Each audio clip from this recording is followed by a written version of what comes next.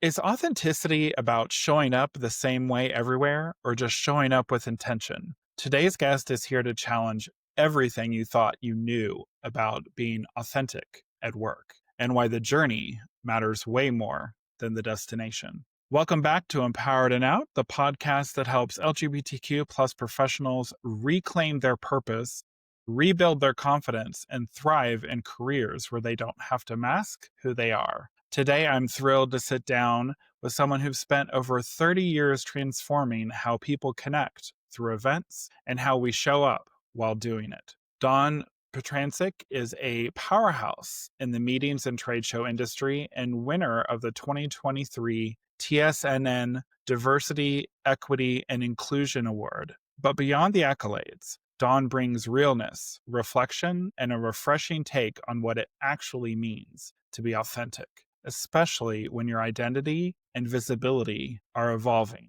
From his journey as an HIV plus advocate and volunteer to insights about reading the room without losing yourself, Don's got wisdom that hits deep. So grab your coffee, your notebook, or whatever you need. This one's going to resonate. So if you're a longtime listener or tuning in for the first time, I am so glad you're here. Don, welcome to Empowered and Out, because I am so glad that you are here. I'm so glad to be here. I'm getting ready to listen to this amazing conversation, and I'm like, oh, wait, I'm contributing to it. So both, I'm going to listen and I'm going to contribute, and we're going to have a good time. I mean, you can always listen afterwards, once this is published. But Sure. and I hope you do, and I hope you I share will. it like Oh, everyone I'm going to else share should. and share and share. So let's get started. So you've said authenticity isn't a destination, it's a journey. So can you unpack what that means for you, especially as a queer professional navigating different environments? I'd love to. I think for me, the conclusion of it being a journey rather than a destination comes from something very obvious, which is being further down the road at all. At 50, I just turned 58 a couple of weeks ago. Shout out to the Leos in the audience because we are the best. We don't have to be the best, we just are. It comes from taking time to reflect and actively participate in the process.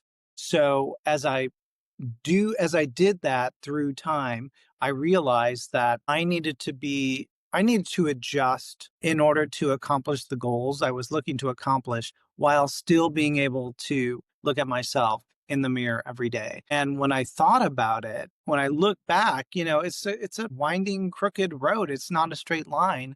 And that's what led me to share with you the other day that very kind of basic, obvious conclusion in that our authenticity and the discovery of our authentic selves is the journey and not the destination. Because today's authentic version of me was not what it was 10 years ago and may not be what it's going to be in 10 years.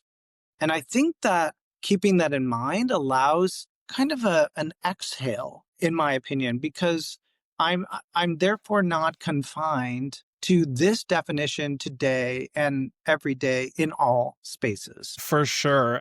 And I love that, yeah, it is a journey. Like you and I spoke about, I mean, for me, who I was 5 years, 10 years, I would say definitely 10 years, 20 years ago, I'm not that same. I'm definitely not that same person. A joke and say, I definitely don't want to be that person that I was, even when I came out back, when I was 25 and Yeah. I'm 51 now, but it helped me become, because of this journey, to who I am today. And you're right. Like, it's interesting to see, that authenticity very well can change from where Yeah. we go forward, Sure. because let's be real. Things change. Our environments change. How we have to navigate could very well change as professionals. So I think that when we are aware of it, I think we embrace it a lot more. And I believe, which you would probably agree, as we get older, I think that we might embrace change a little bit better, especially as an LGBTQ plus professional.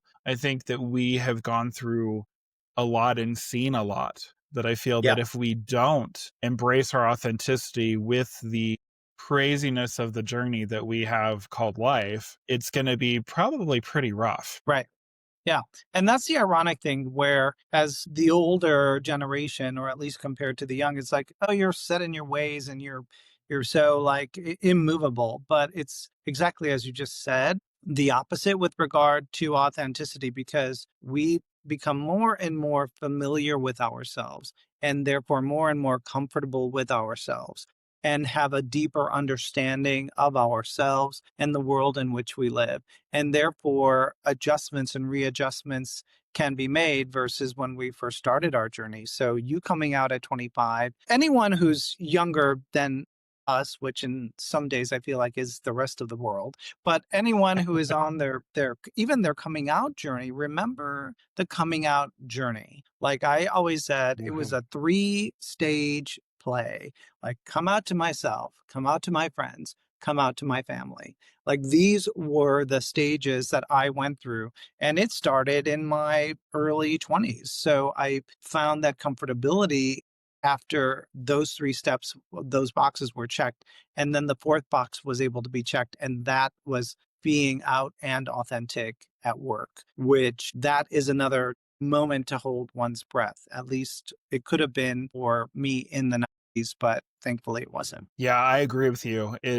Yeah, coming out, it's like how you just said the three stages, because it is very interesting. Because it is one thing to come out with your friends, it's another to come out with to your family for sure. And Mhm. then coming out at work can either be good or bad, as we know. And it will admit until pretty recently, that I mean, listeners, you can take this good or bad how you want to, but I can honestly say I didn't feel that comfortable to be fully authentic until recently, just because I was reading the room, I was reading the companies. I knew that I probably shouldn't be my true authentic self. I would share different things about, my relationship and stuff, but not to where I felt really comfortable to really have those good deep conversations with coworkers. Now, were some of those coworkers part of the community? Of course. But the ones that weren't, I was still able to share more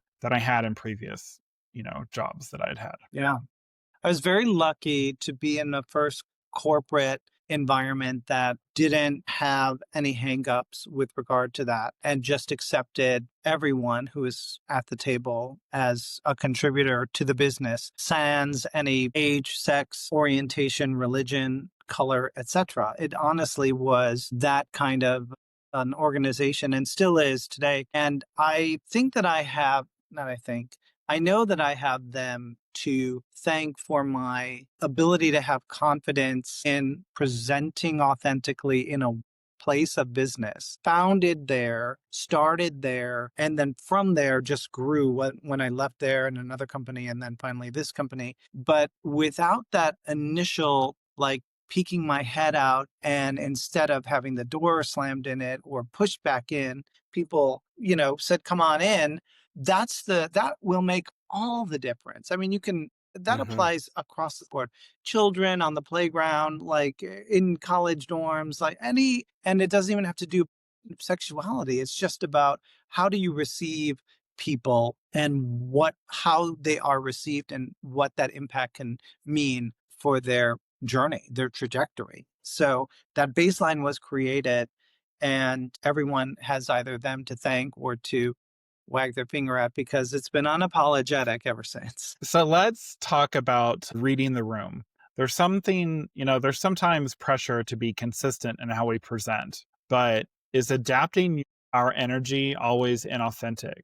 So everything that I'm sure you talk about on with all of your guests and all of your conversations, we're coming from our own singular experience. I am not Mhm. the voice of a gay generation, although I'd happy to take that on at some point. But so from my experience, what I have learned about that authentic moment in rooms, in businesses is first of I'm reminding myself, what is my goal I am looking to achieve today in this room, in this meeting, at this event? Because that's what's most important. And it's not an ego serving role. It is if I'm there for business on behalf of the company I work for, or if I'm there for trying to make new contacts personally, professionally, for the business, singularly, like what is the goal? Once we, and this is from the career that I've had as trade show events meetings, you have to define the goal first because otherwise, what are you doing? So once I Mhm. define the goal, I have to then create the plan to achieve the goal. And all of this happening from the time you like get out of the Uber until the time you walk in the convention center, realizing who the audience is, presuming some interactions that may take place and prepping for the response to them, but always remembering what is my goal? Is my goal to make friends? Is my goal to do business? Is my goal to make them like me, invite them in, make them feel comfortable? And if that's the goal, I will do what's needed to accomplish the goal. Does that mean I'm selling myself out? It doesn't mean if everyone around the table is talking about last night's game, I'm like, girl, I'm not going to, I don't, what game? I'm not going to pretend, but I'm also not going to be like, girl, I was watching RuPaul's Drag Race. Like, so we have to understand what those around the table will be able to consume. And Mm. someone might say, well, then you're just kowtowing to them. No, no, no, no. I'm trying to create a space of comfortability where no one's guards are up. Everyone feels comfortable so that in that space of comfortability, that's where authenticity lives. And that's where trust can begin to be built. So that's the goal for me. And so in that room, overgeneralize with a bunch of cisgendered straight white men will be different than a room filled with community attendees, will be different than a room filled with elderly women from this, church group. Like, who respect the people around the table as you're asking them or expecting them to respect you. I like that, and it's true. I mean, I have, I guess, a unique way just doing this podcast. My audience obviously is broad. I Many people have asked me to come on. Well, how do you know who your audience is? Well, I'm pretty confident that a good majority of it is the queer community, just based on because of where I have marketed it, where where I show it, the fact that I have a rainbow background behind me and my branding all has rainbow, and Yeah. most people relate the rainbow, especially now with our community, with the queer Right. community. Now, if I was, I'm not, but if I'm a gay male, but if I was trans, I might have the trans colors behind me. I might Sure. have, if I wanted to show like the bear community, it might have those colors. It just, to me, the rainbow is just a better representation for us overall as a whole. And so that's why I Yeah. wanted it there. But yeah, you have to read the room. You have to knowing the right way to speak to whoever your audience is so important. And it's the best way to not offend anyone. And because, yeah, like you said, if you all of a sudden, mentioned, watching RuPaul's Drag Race, well, that's not going to really, that may not, a lot of people in that room could be, okay, I think I might have heard of RuPaul before, or especially if you happen to be in a room of like you said, elderly women, they're probably not going to know who that is. Right. So yeah, you have to, reading the room is important in every situation, honestly, anywhere you go. But I feel that when you do that, you come out ahead in knowing how you're gonna succeed. You've already set your to me, your success is already there because you've already read the room. You know how you can speak, how you can present yourself, and it's not, it's not inauthentic at all. It's Yeah. just, it's common sense. It's like politicians do it, entertainers do it, everyone does it, because you have to know who your audience is to how you can speak to them and how you're going to relate to them. How you want them to receive your message. When you were something popped into my head that I hadn't ever kind of thought about or put these two words together, but I think there could be something to the term, which I will own at this moment, good or bad, straight privilege. Like people talk about white privilege. So when I say straight privilege, it is that you don't have to worry about when you walk into a room, like who's going to be in there. You just expect everyone is going to be like me. And anything that Mhm. I talk about will more than likely be something everyone around the table is going to know about. That is, and so it's not a slam, it's not a dig. It's just a kind of recognizing that a group of people can walk into a room, right? There's that Gaga quote: "100 people can be in a room, and 99 of them won't like you," or something. Anyway, that's a group of people can walk into a room, and half of them are just walking into the room. The other half are thinking about, one, how are they walking into the room? Where will they sit when they Mhm. walk into the room? What are they going to talk about once they're sat in the room? All of these thoughts. And most people just kind of come in and plop down and be like, okay, what's up? And that's mazel. That's great for you. But I'd like to invite others that are in that I don't have to think about a group to not think about themselves, but think about the other folks that are thinking about being in the room. Maybe there's a sensitivity that could be realized or recognized if you do that. For sure. I like that. Gonna go a little personal here.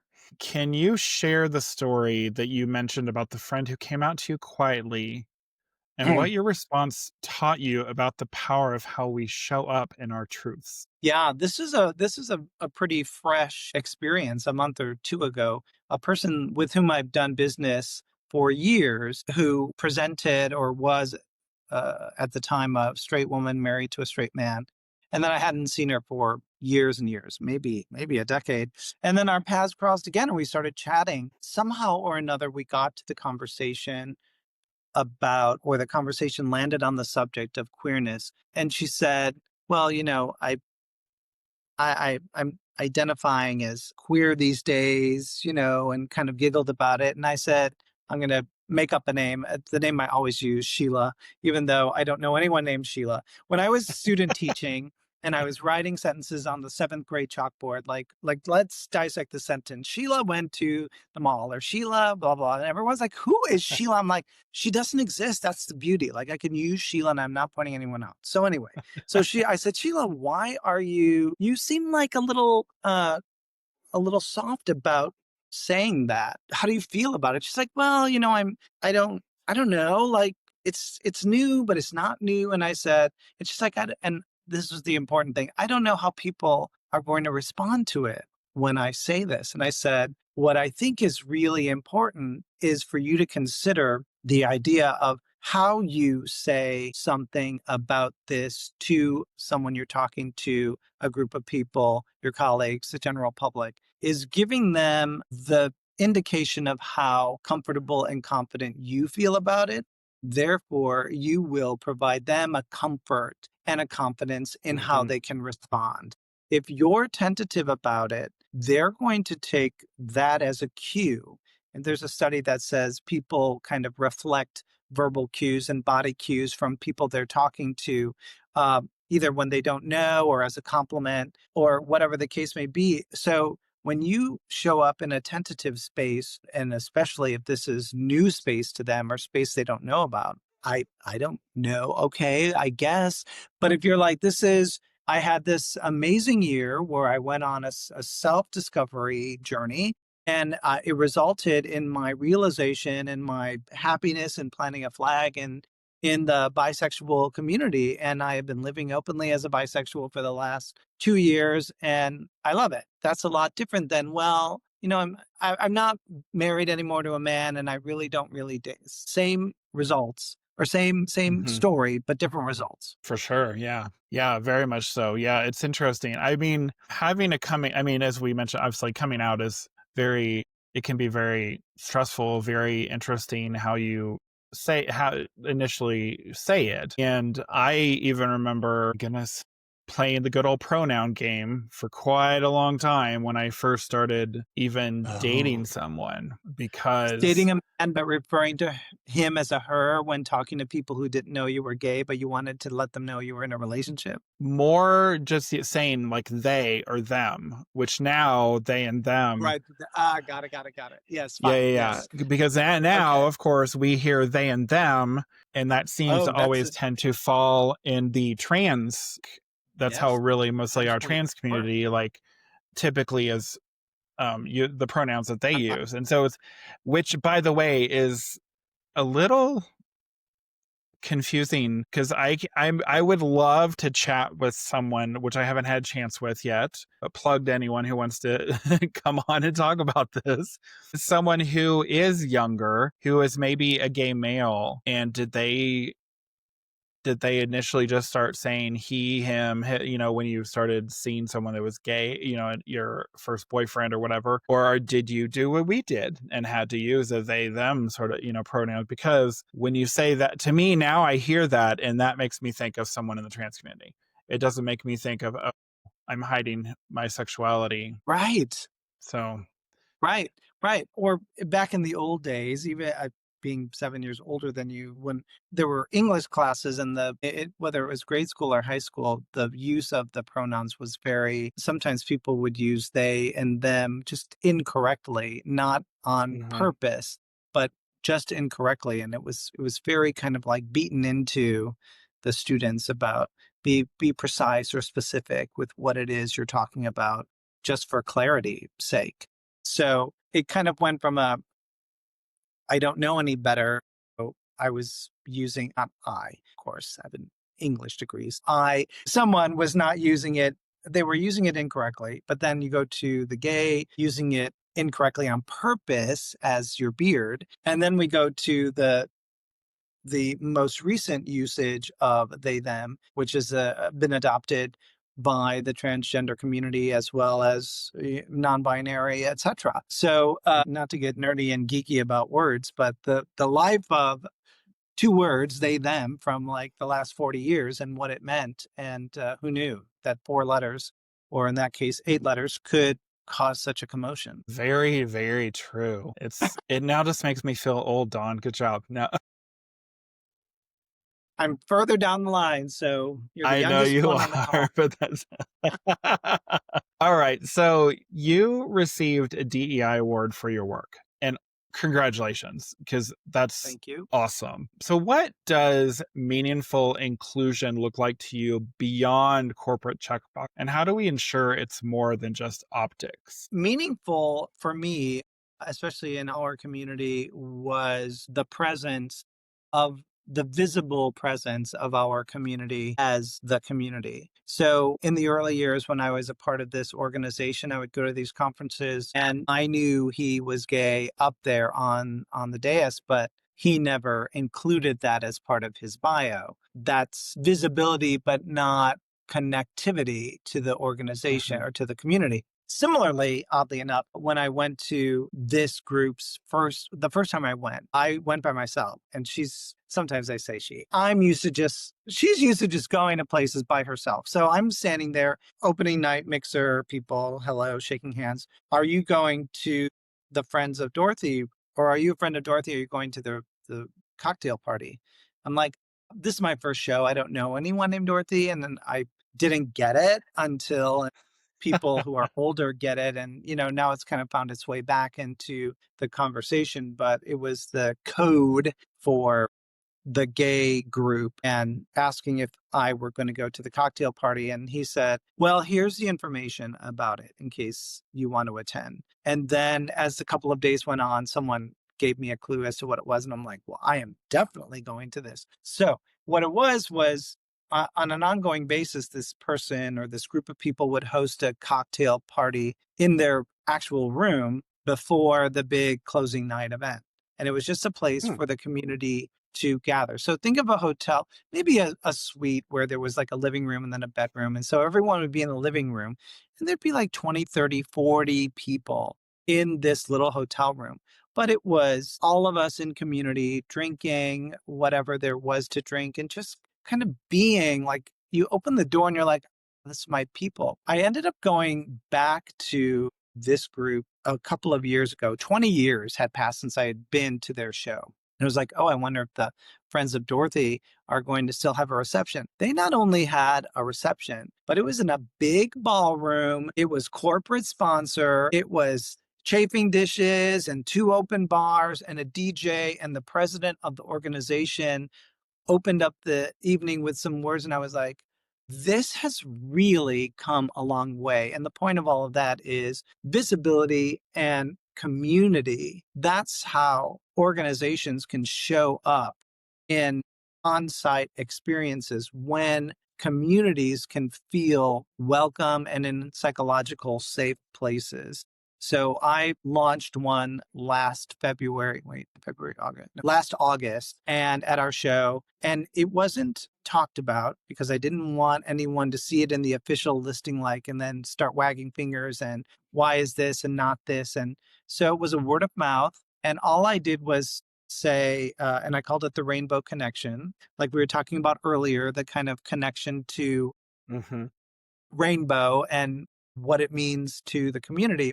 And so it just said Rainbow Connection, happy hour, 5 to 6 in this room. And then I told people, tell your customers who you know are in the community or are allies. And when I saw people in the room, I said, how did you come to know about this? And he said, I saw a sign with a rainbow. And I was like, I'm going to that. She's like, I know what a rainbow means. And so we did it again in February, and the number of people doubled. And I'm hoping that we get to that Awesome. same number and double this August. And it's really word of mouth and a couple of signs on site.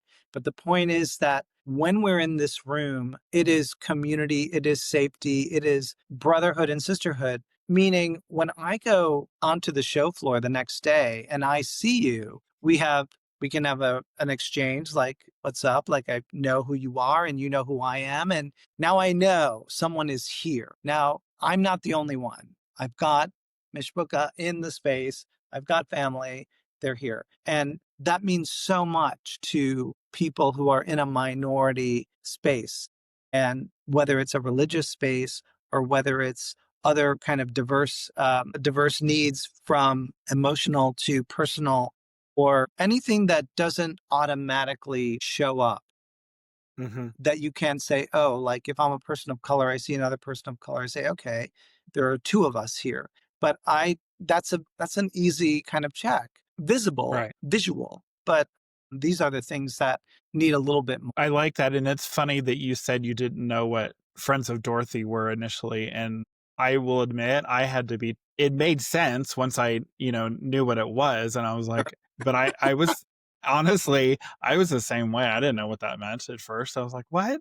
I don't get that. Now I get it. Okay. Makes sense. Now I get it. Yes. Yeah, totally get it. See, when I think of Dorothy, unfortunately, I grew up in Yeah. Kansas City, and when I Unfortunate. say, well, fortunately, I mean it's a good and a bad thing but when I growing up in Kansas, like Kansas City, on the Kansas side, people are like, "Oh, you're from Kansas. You Uh, must live on a farm." They would always relate to the movie, like, "Oh, Wizard of Oz. You must live in the middle of nowhere." It's like, no, no, no, no, no. I live in a suburb of a larger metro city. I was like, no, no, no, no.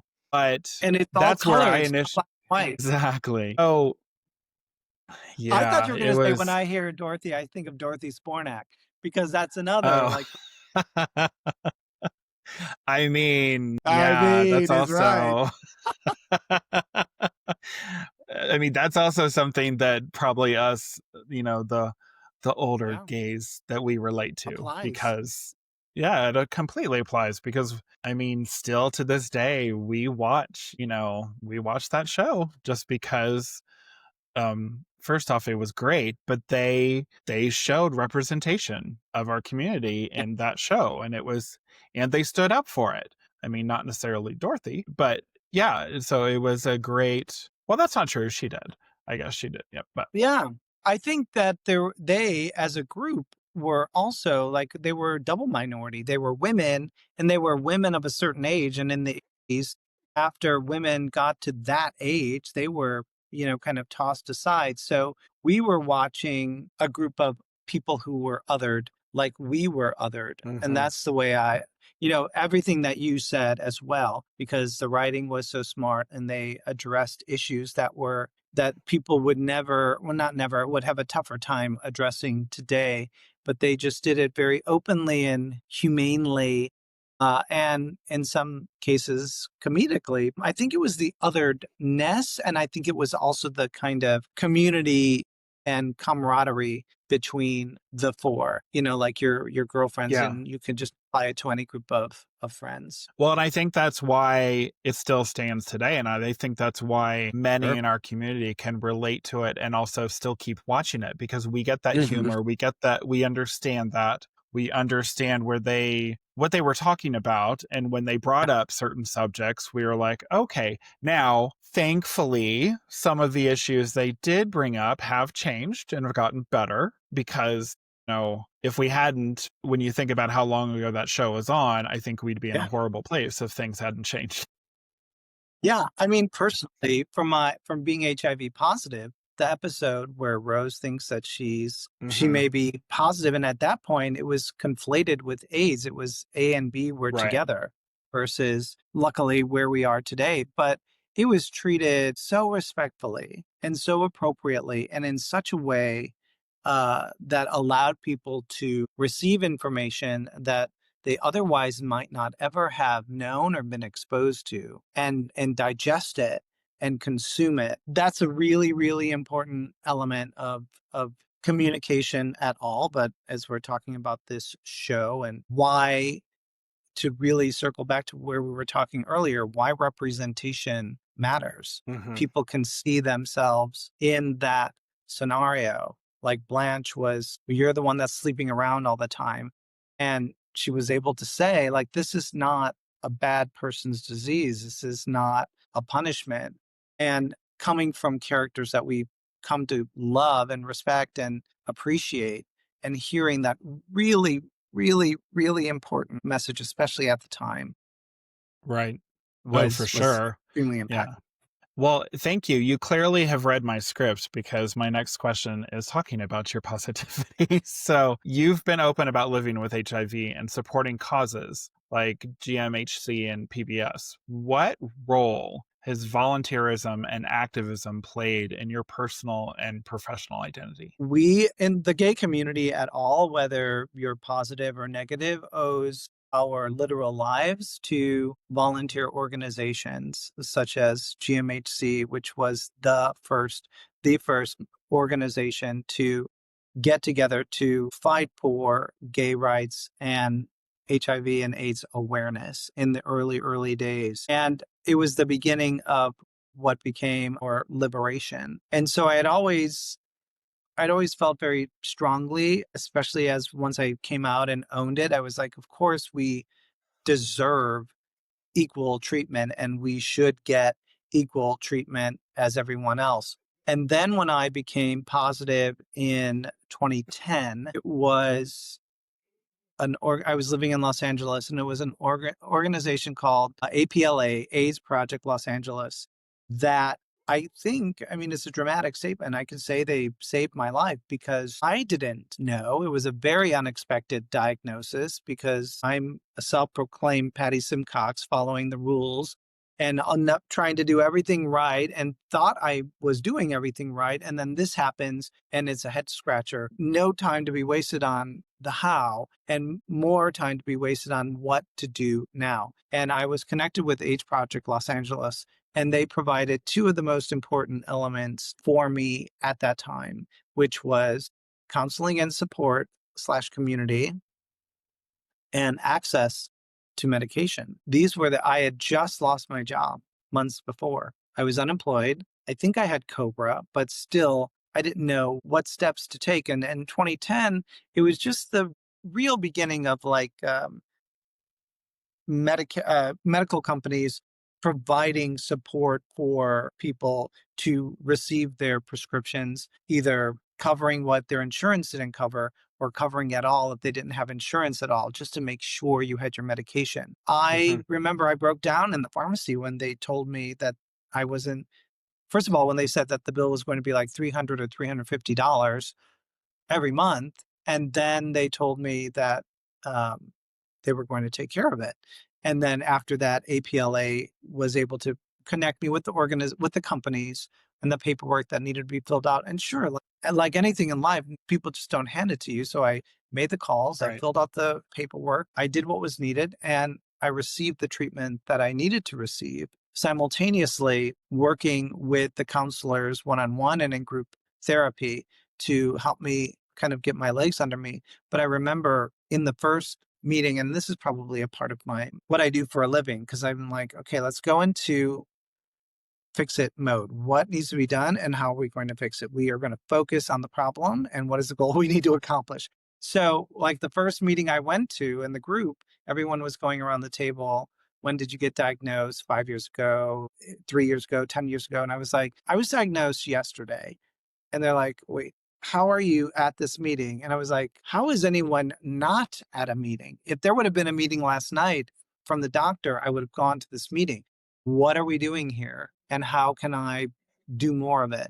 And that's when I looked around the table and I realized like everyone doesn't have that same thought process or motivation for whatever the reason. And that's Mhm. why counseling and organizations that serve communities from any, whether you're employed or unemployed, whether you're white or black, or whether you come from a high income family or no income family, like this disease doesn't care and it will impact you in ways you don't know until it happens. I sometimes I think, I don't want to say I'm glad I became positive, but I will tell you that because I became positive, I think it expanded my empathy.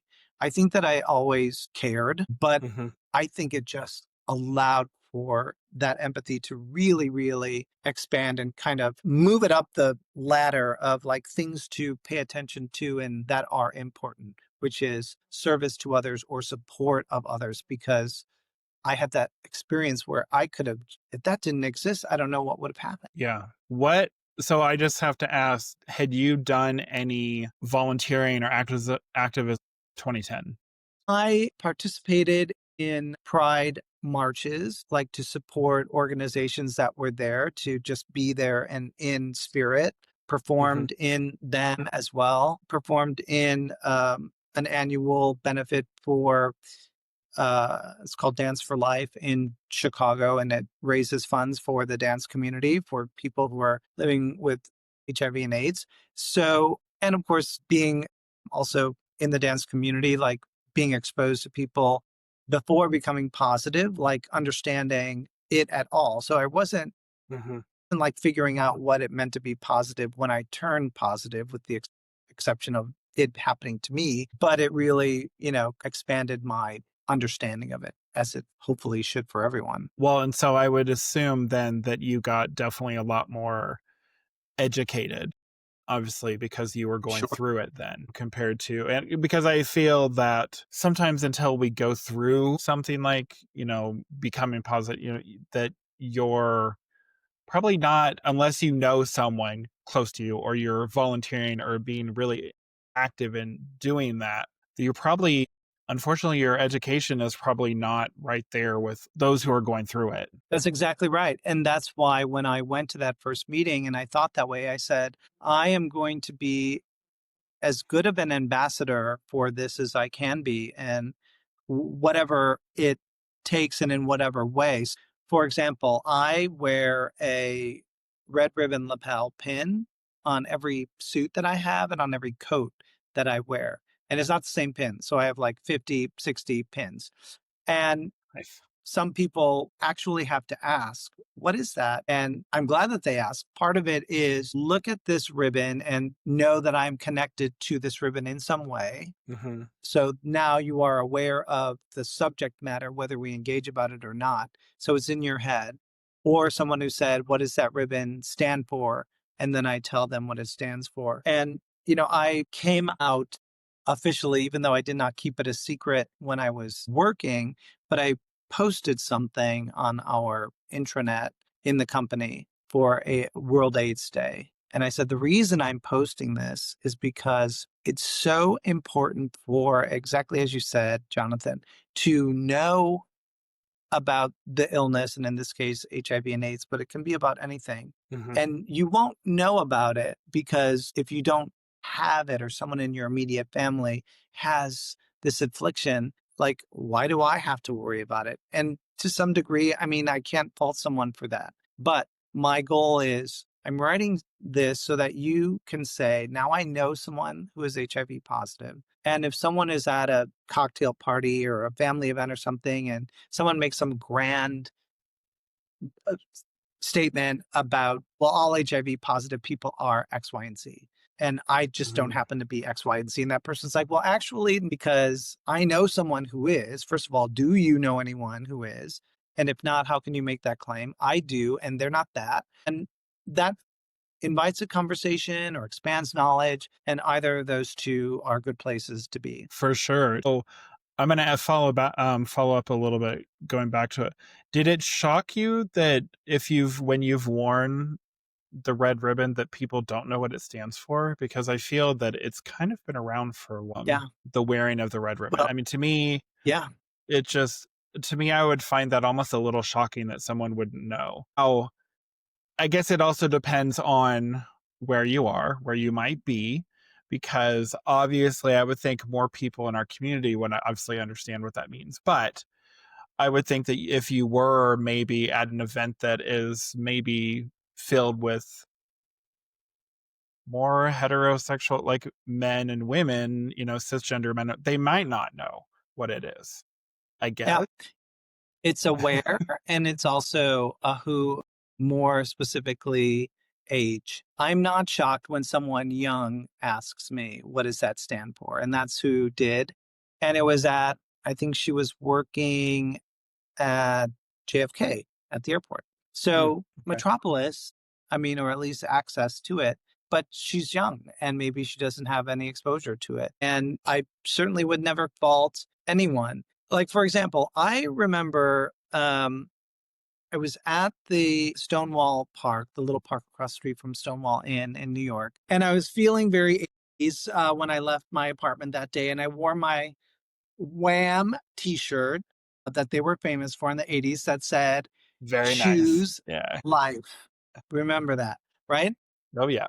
Someone young came up to me and said, I believe in a woman's right to choose. And I said, so do I. And she said, well, look at your shirt. And I was like, all right, we're going to have a little history and pop culture quiz right now. This message is connected to a boy band from the 80s that was actually talking about, and its context is even we're in Stonewall Park. We're in the middle of, the village, but it was a young person who didn't understand what choose life meant in the font. It was the shirt from the video. Wake me up before you go. Oh, yeah, I remember. So it is the who and the where, when people ask about the pin. Yeah. Nice. So we're gonna go a completely different way, but that's Oh, okay. fine. That's what I that's what I like about doing this podcast. I can go and throw random stuff, I even agree. though it's not really random. But what advice would you give to LGBTQ plus professionals who are still figuring out what authentic looks like for them, especially in industries where they've had to compartmentalize? I think for LGBTQI plus professionals, whether it's talking about your business industry or it's talking about your life at all, I'd like to suggest you consider reflecting on your comfortability and acceptance with yourself. It really, really starts there. It's corny and it seems like a throwaway answer, but it's the foundation Mhm. because if that's not solid, anyone can topple you over. You've got to have your feet planted firmly in knowing who you are and ready to respond to it, not fight about it, just respond to it. So, my advice is really think about that. And everyone's journey, we're talking journeys and it's so journey, but if you're not at that place of 100% confidence, it doesn't matter. You can get to it. Are you desirous of it? Investigate how getting to it can happen for you. No time limit, no age limit, no location. Well, I must be this age and it must happen in this amount of time and I must live in this part of the country. No, and one more no, because it's anywhere, anytime for anyone. So Mhm. you need to be confident and comfortable in that. And then, as we were saying earlier, accepting that the experience is a journey. So how you were in the meeting at 10 a.m. may be different than how you are in the meeting at noon or at 1 if the people in the chairs are different. And that's okay because you are making sure that everyone is feeling safe to be their authentic self. I think that's the empathy in play. So I would also Mhm. say, check your empathy gauge and see where you are.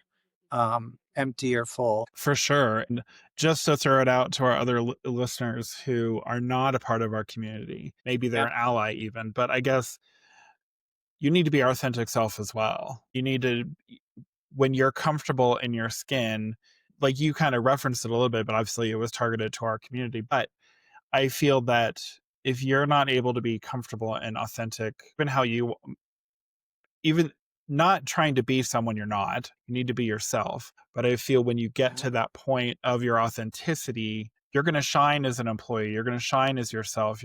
People are going to look towards you and look to what you have to say instead of being that shy, quiet, timid person in the room. Because that is where, number one, we don't definitely want to be as an LGBTQI plus professional.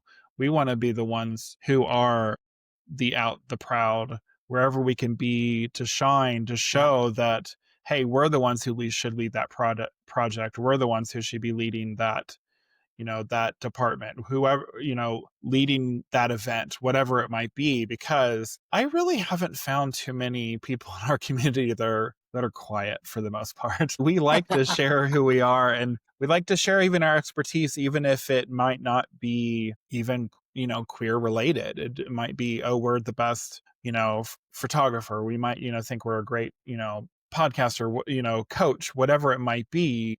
And I think that when you get to be your authenticity stands out, and you embrace that authenticity, is where you really shine, being a I part mean, of our yeah, community or not. I feel like, it's the basic human needs of feeling seen and feeling heard. Everyone wants to be able to participate in that way. And you touched upon this a minute or so ago, but when we can come to the table as our authentic selves at work, that is one less burden we are carrying, one less thing we have to worry about. So I can now focus 100% of my day on the job I was hired to do. And I don't have to worry about if I say something like this, or if I show up like this, or if my email is like this, or if my recommendation is like this. None of that matters, because now all I can do, now all I have to do, is focusing on creating a successful experience for the company, for the client, for the business. And I'm not pulling the weight behind me of what if they find out, or what did I just say, or how did I just look? Those are two full-time jobs happening simultaneously. Oh, for sure. Yeah, definitely. So we're going to go a little random route. As I told you in our previous chat, I like to throw out the good old random, like rapid fire questions that they will have somewhat to do with what we've been chatting about today. But then I definitely have one that 100% does not. So, um, so what is the weirdest or most unexpected venue you've ever planned an event in? I planned a dinner at a was it a Moroccan restaurant in Washington? I was in Chicago, living in Chicago. And I was working for a financial information company. And this was for like a lot of like finance guys, not like even finance pros, but like people above finance pros. And they were like, have a unique experience. I'm like, oh, this Moroccan place comes highly recommended. Everything was falling in place. So the event is happening.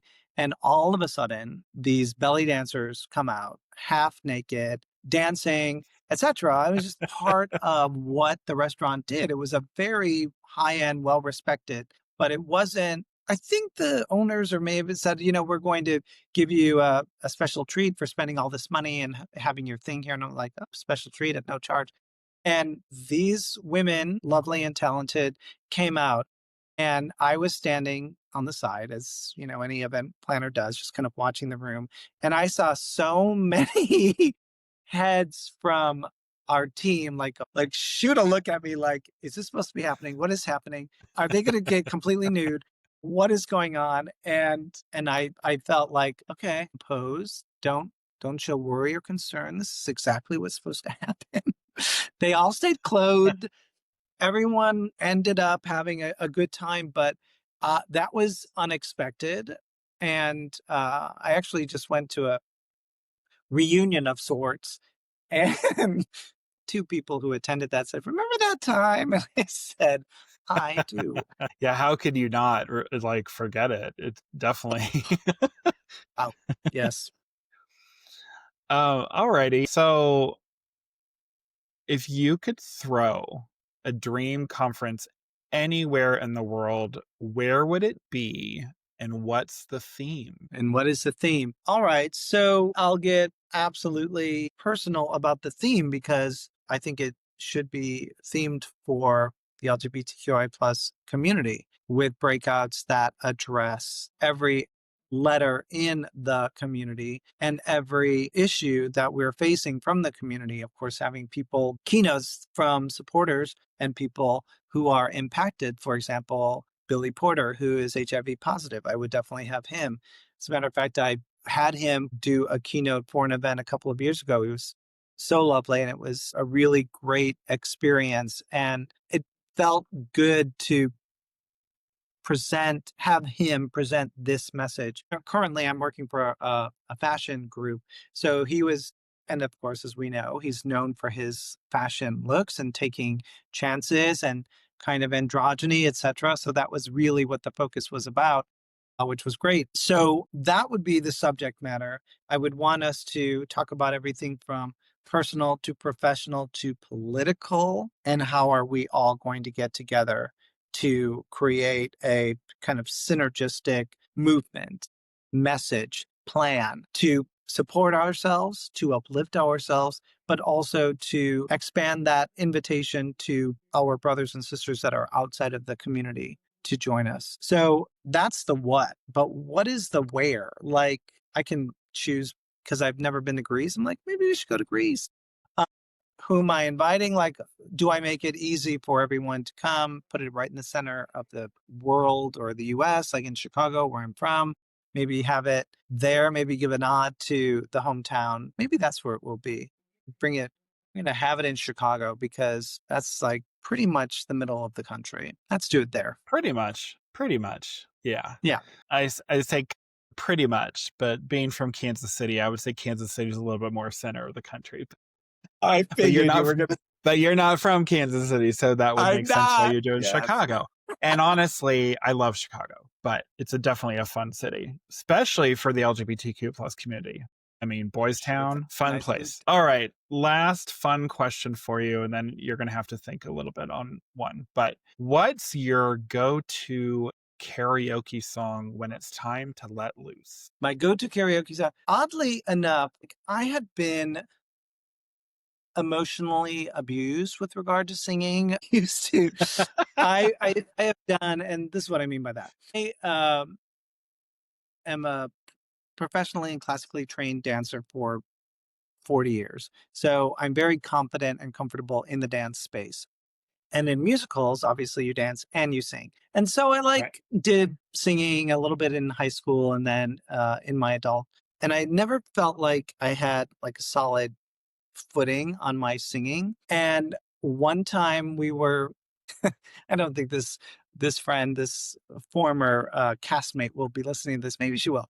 We were in the cast of The Music Man, and we're all singing like as a crowd gathered at the foot of the stage.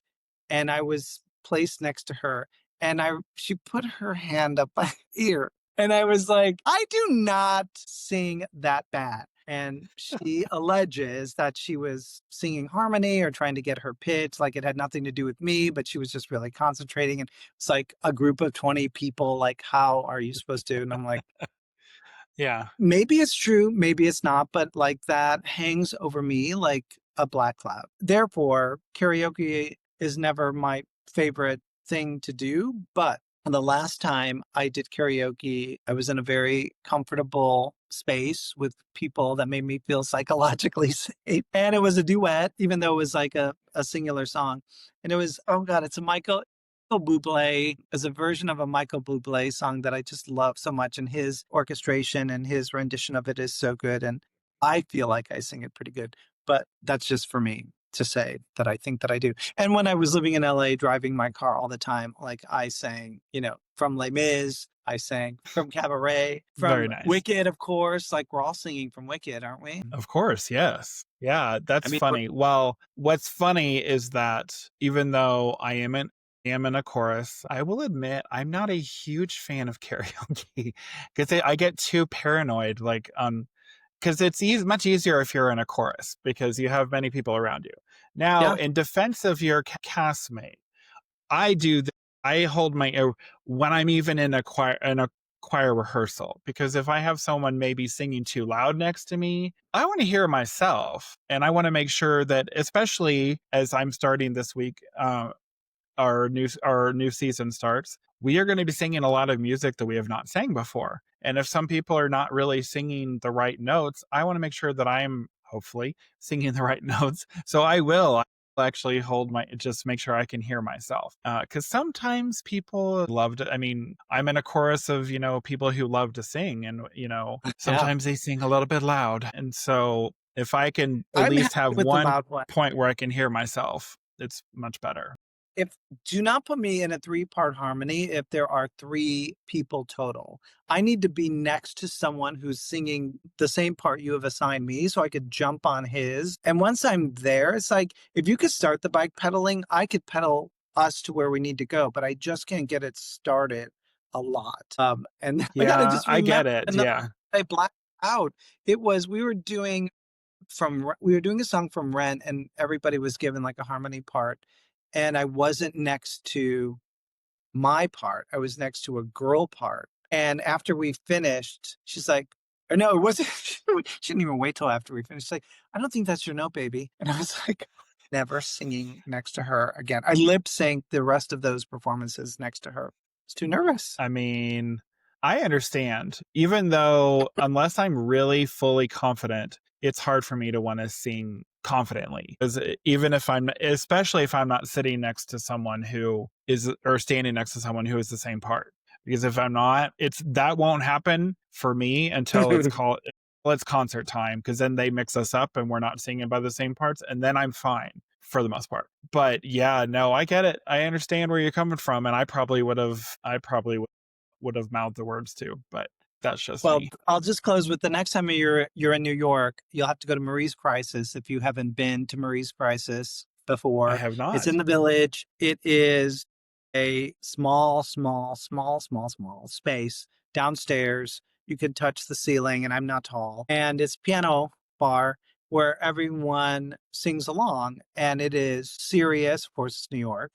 Like everyone is doing their parts. No, you have to know the song. There's no Yeah. like read it off the, but it is such a communal space. And what's great about it is it's not just gay men there. There's everybody there, old, young, gay, straight, and talk about a feeling of chorus. Like you really are in this group, especially if we're doing one day more, like everybody. Oh, And there's always that woman who goes up at the end, like Audra McDonald does in Carpool Karaoke.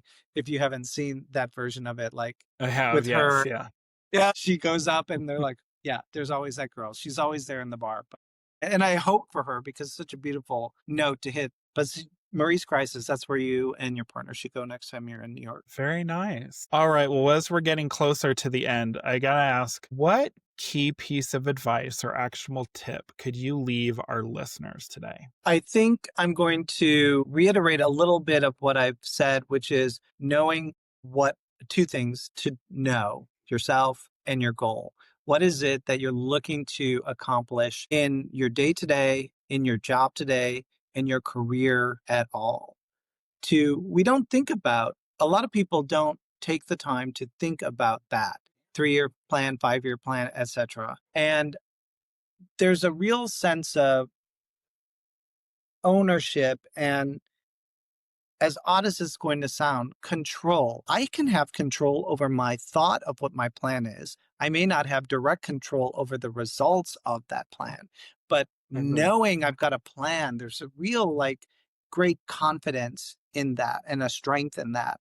And that will then show up in what you do on a day to day basis. And my advice to those of us in the community are, if there is any way or opportunity for you to participate in the company that you work for today to support the LGBTQI plus community, whether other colleagues internally or using your volunteer days, because we're lucky enough to be given 3 or 4 volunteer days a year to go out and donate our time to wherever we want. Like they don't say, here's a list that we've, no, we get to be the boss of that. So be the Yeah. boss of that and go to your local LGBTQI plus community center or go to a national group like Trevor Project or HRC or Lambda Legal or GLAD, all of these groups, or especially for parents with children. P-flag. PFLAG! Yes, PFLAG, so important today. Even if they don't have a physical office, maybe you can respond to emails. Maybe you can help build a website. Maybe you can help create a one sheet for them.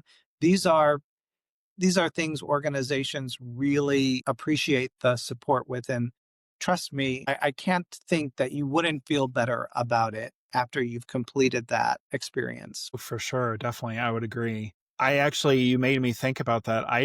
The last company that I worked for, I didn't use the volunteer days. And I'm kind of sad that I didn't, take advantage of it because so many different local LGBTQ plus like organizations that I could have definitely stepped in and done something. But I for mean, the that's future. yes, for the future. I mean, it's my favorite. It's my favorite saying that, which is a proverb. The best time to plant a tree was 20 years ago, but the second best time is today. So I'm not going to get the whole tree today, but I could begin today and I will benefit from it somewhere down the line. So it's like New Year's resolutions, diets, promises to ourselves. Like there's the forgiveness we have to apply internally as much as we share externally with our family and friends, like, oh, that's okay. You can just. So can we. We can just. Mhm. All right. So, listeners, if you're ready to level up your career, build confidence, and navigate the workplace with pride, you're in the right place. And if today's episode had you nodding along or maybe even tearing up a little, don't just keep it in your head. Let this be the moment that you take action. Empowered and Out Coaching is here to help LGBTQ plus professionals like you get clear on your purpose, rebuild your confidence, and finally land in careers where you can show up fully without apology or compromise. So if you're ready for that kind of shift, I would love to support you. Head to the show notes or go to www.jmbcoachingllc.com to learn more and apply. So let's build the career and life that you actually want. And before we wrap up, or while I've got you here, I've got something special to share. If you're loving the Empowered and Out podcast and you want to go deeper and you just got to come over and join us on Patreon. It's where you'll get early access to every episode, bonus content that I don't share anywhere else, and a chance to shape future episodes with your voices and your stories. And you get a connection with a real community of LGBTQ plus professionals on the same journey. Because this isn't just a podcast, it's our chosen family. And I'd love to have you in the inner circle. So just head to the link in the show notes, or like I said before, patreon.com/empowered and out podcast and join us today because, let's keep rising together. So Dawn, I want to thank you so much for this conversation. Your honesty, your humor, your heart are exactly what this community needed today. And you reminded us that authenticity isn't a final form. It's something we keep choosing, and that adapting doesn't make us less real. It means we're present, aware, and Mhm. powerful in how we move. And your call to support causes like GMHC and public broadcasting, HRC, Trevor Project, whatever it might be, consider it heard loud and clear. For our listeners, authenticity isn't about being one way forever. It's about being your way wherever you. Well Yes, done. and thank you. And, listeners, if this episode lit a fire under you or gave you a new perspective, share it with someone who needs to hear it. And don't forget to subscribe, leave us a review, and follow Empowered and Out wherever you get your podcasts. And if you're ready to show up more boldly in your career without shrinking or second guessing, as I mentioned before, head to the show notes and let's work together inside Empowered and Out Coaching. You don't have to walk this path alone. So Don, again, thank you very much. I appreciate everything today. I am so thankful and humbled that I had this opportunity to have this conversation. So until next time, stay empowered, stay out, and keep building the life and career that reflects all of who you are.